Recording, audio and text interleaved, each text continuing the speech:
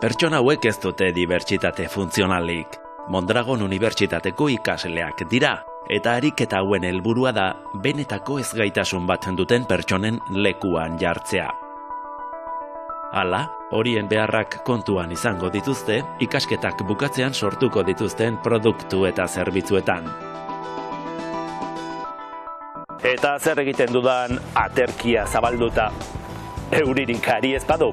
Aterkia diseinu inklusiboaren metafora bat da. Aterpea eman diezaioke niri, agure bati, aur bati, gurpildun aulkian doan bati. Azkenean ideia da diseinu batek ahalik eta jende gehienarentzat balio izatea. Aterpea ematea. Eta gaur hori nola egiten duten erakutsiko dizuegu. Has gaitezen!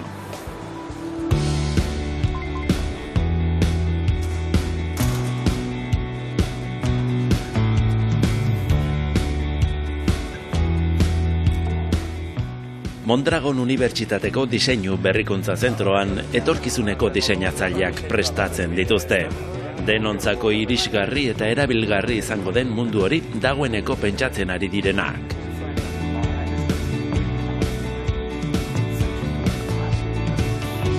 Kaixo Arantxa, gaur diseinua hitz egin behar dugu, diseinu berezi batez, hain zuzen. Eskatuko banizu, zer da diseinu inklusiboa? Definizioren bat edo emango zen ideak mesedez? Bai, diseinu inklusiboa da, ahalik eta jende gehienak erabil ditzaketen produktuak eta zerbitzuak diseinatzea. Eta horretarako, erabiltzen dugu pertsonengan zentratutako diseinua, baino prozesu horretan zehar, aniztasuna kontutan hartzen saiatzen gara. Hau da, gaitasun ezberdinak dituzten pertsonak eta behar bereziak edo dituzten pertsonak ere bai. Zein da lehenengo? Hau da, arrautzarena eta oiloarena ez da, produktu bat, behar berezi bat duen pertsona horrentzat diseinatzea, ala produktu bat, ahalik eta pertsona gehienentzat pentsatzen diseinatzea. Normalean gu hasten gara pertsona estremoak aztertzen, diseinu inklusiboan zentratzen garenean, pertsona estremoak aztertzen hasten gara, eta horiek askotan egiten dute ezkutuan egoten diren beharrizanak azpimarratu edo biztaratu. Orduan, horietatik abiatuta, gero saiatzen gara ahalik eta jende gehienarentzat erabilgarriak eta baliagarriak izaten produktu horiek. Horrazieran aterkiaren adibidea bota dut, ezakit adibide ona den. Bai, adibide ona da, baina aterki asko daude, eta oso ezberdinak, eta orduan irekitze sistema, segun nola diseinatzen duzun, segurenik erosoagoa edo errezagoa izango da irekitzeko eta izteko, eta hor ere diseinu inklusiboa aplika daiteke. Hortxekako txartea. Adibide gehiago eskatuko banizkizu? Bai, adibidez oso adibide erreza ulertzeko, izaten da, espaloietan aurkitzen ditugun koskak edo rampak, eta autobusetara igotzeko rampak, horiek hasiera batean diseinatu ziren gurpila aulkian doazen pertsonentzat, baino oso erabilgarria dira, umeen karritoa erabiltzen duen pertsona batentzat, edo bizikletan edo patinetean doazen pertsonentzat, ez? Horren onurak denak jasotzen ditu. Hori da, beste adibide bat izan daiteke, ate automatikoena. Erosketan poltsekin irteten garenean supermerkatutik ez gara konturatzen, baina ateak automatikoki irekitzen dira, ez? Eta bestela, zailtasunak izango genituzke. Kontzientziazioa bultzatzeko edo sustatzeko, ariketa bat ikusiko dugu orain, ez da? Empatia ariketa. Bai. Oazen.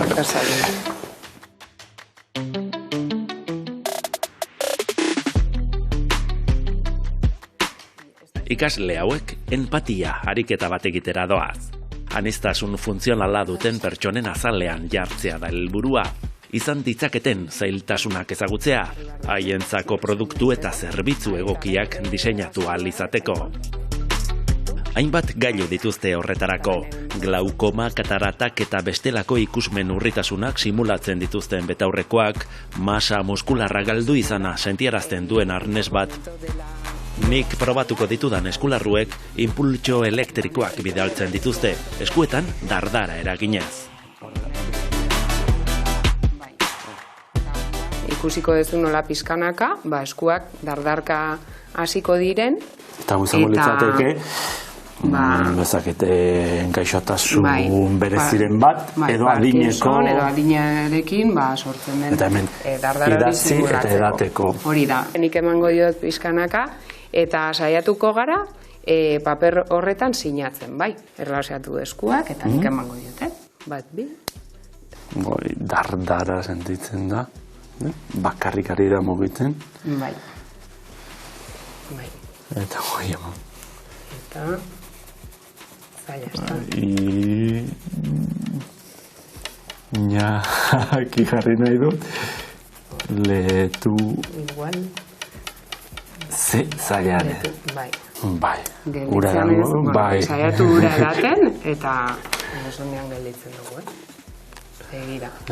Bakarri mugitzen da. Ze sensazioa raroa den, Ze zaila, No, geldituko ez? Bai, gelditu mesedez, bai.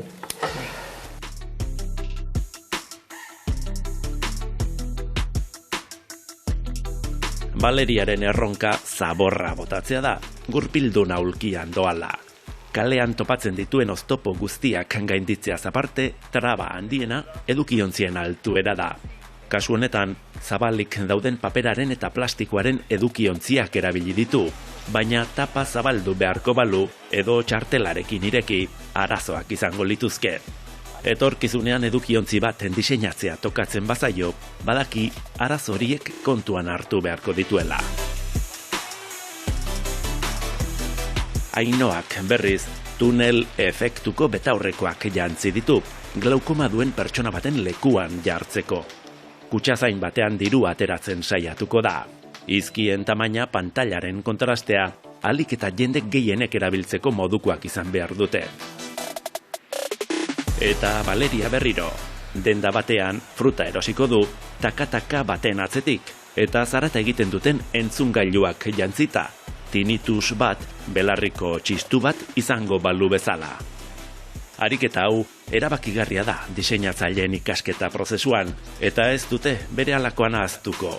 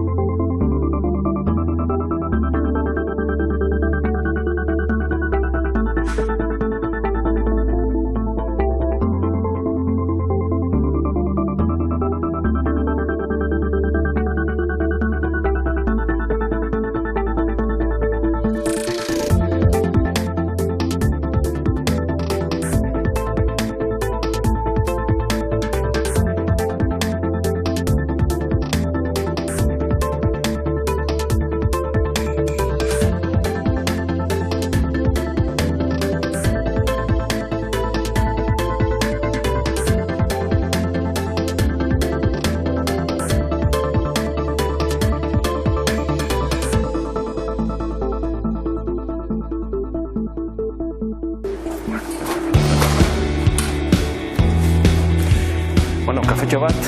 Bai, hartuko dugu. Dirurik ez daukat, baina egin behar duguna da makina aztertu, ez? Diseinu inklusiboaren ikuspegitik. Zer ikusten du? Dute zure begiek nireek ikusten ez dutena? Nik ikusten dut produktu bat, gaitasun ezberdinak eskatzen dizkiguna, ez? Adibidez, kafea aukeratzeko, hemen irakurri behar dugu, ze motatako kafeak eskaintzen dizkigun makinak. Letra asko, Letra asko, batzuk handiak, beste batzuk txikiagoak, zailtasunik ez badugu eduki irakurtzeko eta gure kafea aukeratzeko, txamponak bota behar ditugu, hemendik. Eta txamponak sartzeko behar dugu abilezia fina. bai, beste gaitasun mota bat. Abilezia fina, eta hemen ikusten dugu, ikusmen ona baldin badakagu, 50 zentimo bota ditugula, eta orain ja aukeratu dezakegu nahi dugun kafea. Zer aukeratu? Ebakia. Ebakia? Bueno, ebakia dago hemen. Eta gero txamponak hartzeko berriz, pertsona altu bat edo makurtu egin behar da. Bai, kafea hartzeko ere? Prest dauela jakiteko entzun dugu pi bat, eta horrek entzumen ona izatea eskatzen du. Eta hartzeko, bare bai, abilezia berriro. Eta batzuek gainera... Askotan ez gara konturatzen, arazo bat uki arte, ez gara konturatzen produktu simple batek zenbat gaitasun eskatzen dizkigu. Zuek harreman zuzena duzue, orain erakutsi ditugun zailtasunak izan ditzaketen jendearekin, ez da? Erabiltzaileekin, ez da? Bai, daramatzagu 10 urte baino gehiago, Fundazio Nuntzerekin eta Elkarturekin kolaboratzen, eta beraien laguntza ezinbestekoa da.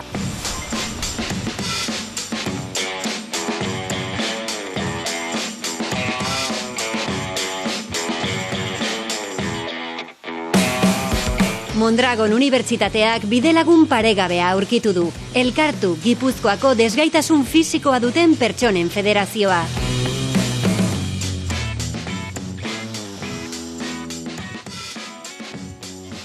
Gure jakintza, gure esperientzia baitere ekarpen bezala jartzen dugu mahai gainean, hainbat proiektuetarako, eta bestetik baitere, eskatu dute laguntza, diseinatu diren produktuetan eta frogatzeko, ikasleekin baitere ekarpenak aurkezteko.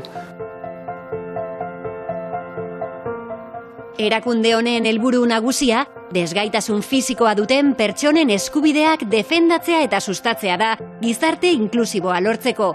Horrela bermatuko baitira pertsona guztion eskubideak. Beti dugu ez dugula ezer nahi gutaz gu gabe.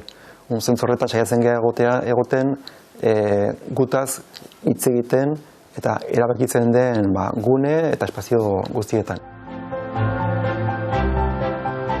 Elkartun gizartea gabeziaz betea dagoela salatzen dute.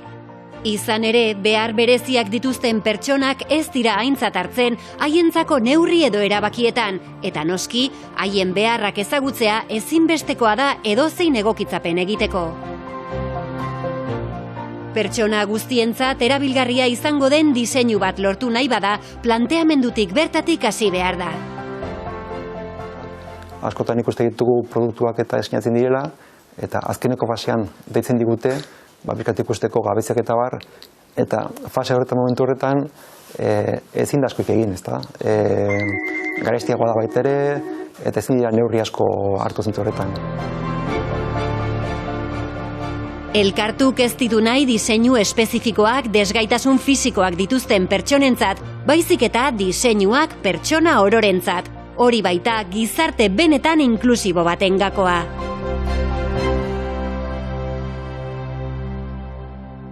Da, Amaia Beitia, lankidea. Zer moduz? Bueno, orain Amaiak diseinu inklusiborako erramita batzuk erakutsiko dizkigu, ezta? Hori da. Horixe da. Zer duzu hemen? Eskerrik asko, Arantxa, gero arte. Arantxa. Zer duzu hemen? Zer erraminta dira? Bai, hemen dazkede gure tesi doktoraletan lortu dituen emaitzetako batzuk, ez? Diseinu inklusiboako erraminta ezberdinak. Alde batetik, elder personas erraminta izango genuke daudela, eta hemen ikuste jozue 16 bat perfil, ez? Pertsona helduena esango genuke. Ezaugarri ezberdinakuk, ez? Maria, Ernesto, Estefania... Eta azken finin die, arketipo batzuk diseinatzailik kontuten hartu ditzan, behasen produktuek diseinatzako orduan, ez? Bakoitza bere... Ezaugarri partikularrak. Zaitasunekin, gaitasunekin... Hori da.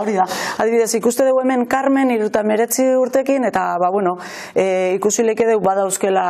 Mugitzeko zailtasuna. Bai, eta laguntza produktuek berditula, teknologisekin hartu emana baju edula, dula, ez dula ibiltzen apenas teknologik. Anak ez du inongo zailtasunik, eta hauek kontuan izan da diseinatzea da, ideia, ez da? Hori da. Diseinatzaileek azken finin ez ditugu ezautzen guk perfil danak eta pertsona danak, ez? Orduan, pixket arketipo hauek sortze jau, guk erreferentzi bezala hartzeko, ez? Diseinu hasieran adibidez, 3 arketipo hartu leizke jau, estremotakuk edo, eta gero, diseinua aurrea junala, kontrastatze jun, beste hau edanan perfileke,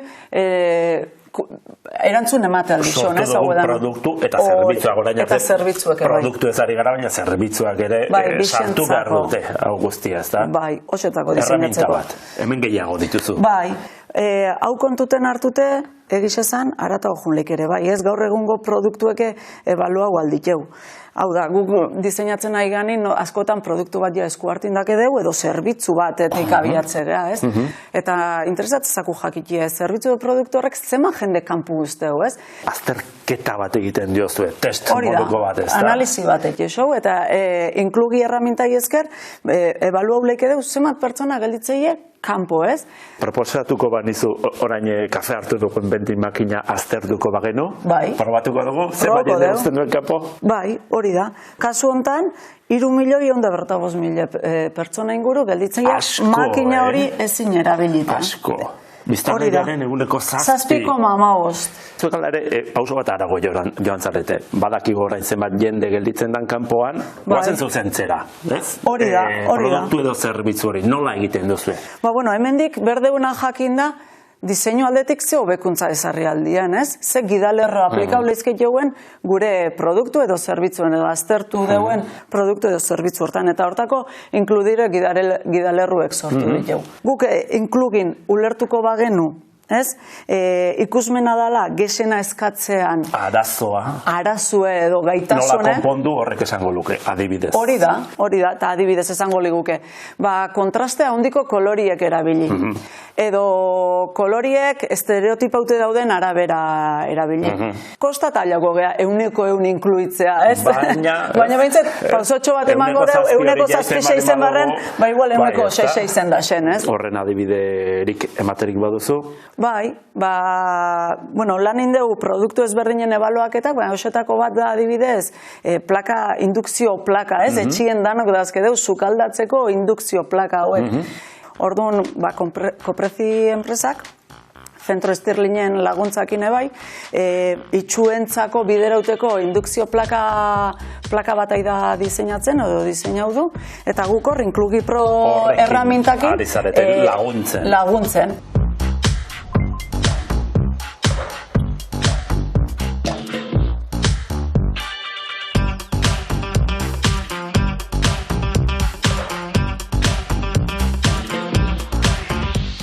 Indukzio hau erabili daiteke edozen indukzio bezala, mando digitalekin, baina baita erabili daiteke mobileko aplikazio baten bidez, eta baita erabili daiteke Alexa bitartez, ahotsez. Mobileko aplikazio bitartez, indukzioa piztuta daukeu, eta aplikazioan sartzen gea, eta hemen ikusten da sukaldea nola izango litzeken, sukaldeen konfigurazioa. Orduan sartzen gea, eta sukaldearen potentzia aldatu daiteke botoi bidez. Eta indukzioan eduken botoi berezi honen bitartez, baieztatzen deu mobilen indun aldaketa, sukalden indun aldaketa dela. Mobilekin bezala, berdin Alexa bitartez komandatu daiteke sukaldea. Alexa, dile a mi cocina que ponga el foco trasero al 2. Solicitado un cambio de potencia al 2 en el foco trasero. Recuerda verificarlo pulsando el Kitchen Eye. Eta hotxez emandako aginduek, gero plakan konfirmatzen dugu. Lehenengo aldia da Koprezin horrelako sukalde bat diseinatzen dela, baina ikusten dugu, azkenen errealitate bat dela, horrelako sukalde batek permititzen du gero eta jende gehiago sukaldatzea, eta azkenen Koprezin estrategia barrun baita dago, ezta? Balio erantzi bat ematea erabiltzaileei, eta ahalik eta jende gehienak kozinatzea era seguru baten eta inklusibo baten.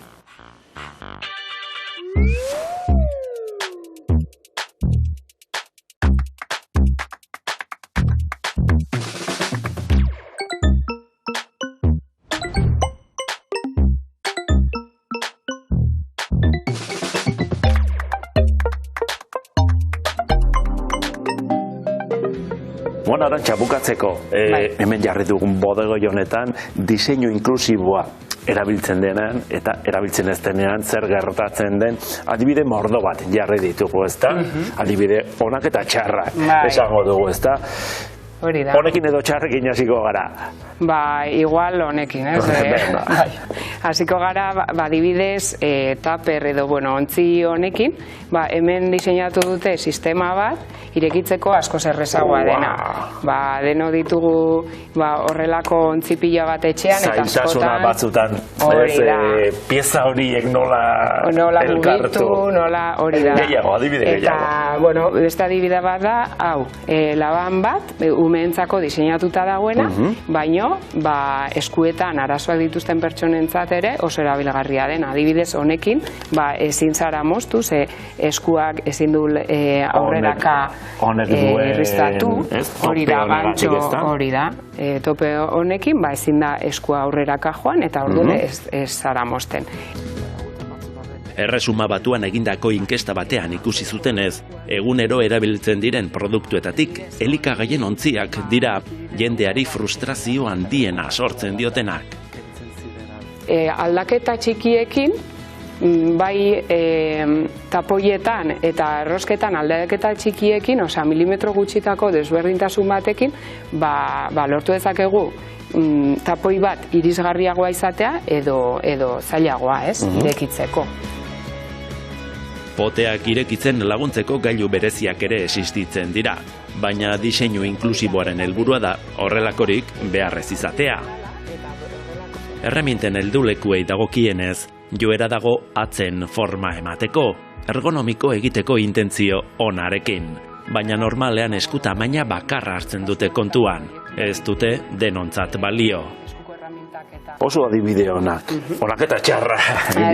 Bueno, bukatzeko, diseinu inklusiboa, guztiak batzen gaituen edo guztientzako diseinua. Eskatuko baniz horrelako titular bat. Azkenian, denok izan garela dependiente edo denok izan garela txikitan jaio ginenean, denok behar izan dugu laguntza gauza asko egiteko, gauza asko egiteko, eta suertea baldin badakagu eta sartzen baldin bagara, eta igual berriro behar izango dugula laguntza. Eta diseinak gure bizitza errazagoa egingo du, erosoagoa. Hori da, orduan gizarte inklusiboago bat diseinatzen badugu, denentzako onuragarria izango dela, eta denok eskertuko dugula. Diseinua denentzako. Eskerrik asko, Arantxa. Eskerrik asko.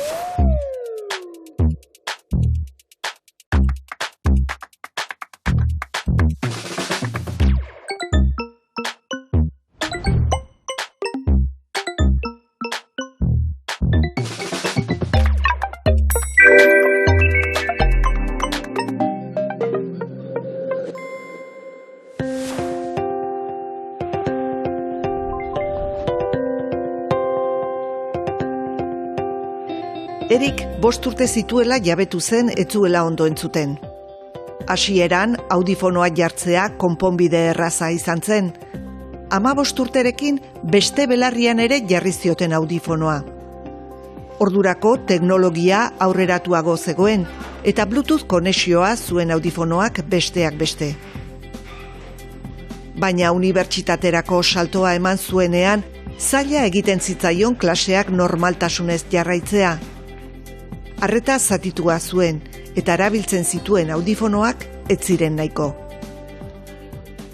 Lehenengo urtean, nire gola klasean, izan nun sorte txarra eta zegoen COVID-eko epoka, eta erabatzen zuten maskarilla eta hola, eta nik normalen egiten dudana da ez baldin bat zerbait ulertzen, fijatzen naize pertsona nagoan, eta hola zehitz esan duen, asmatu, eta horrekin jarraitzen duen. Eta ikusi nun horrekin ezinezkoa zala, eta ez duen bezer ulertzen. Eta ordu nire ikasle horrekin hitz egin da, beha komentatu zian zegoela aukera hori, jutea desgaitasun zerbitzura, eta etzan zian, premia asko eskatu ditzakezu.